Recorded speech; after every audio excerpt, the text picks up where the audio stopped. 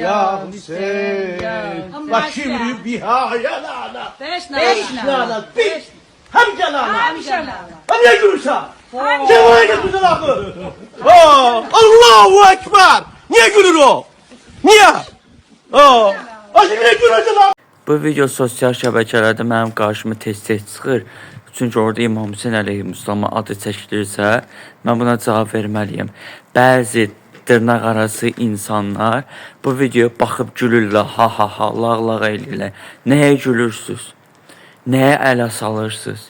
Siz bilirsiniz ki, o insan Mərsiyə oxuyub və ona orada gülüblər deyənə o etirazını bildirib. Siz nəyə gülürsünüz? Siz nəyə qəhqəhə çəkirsiniz?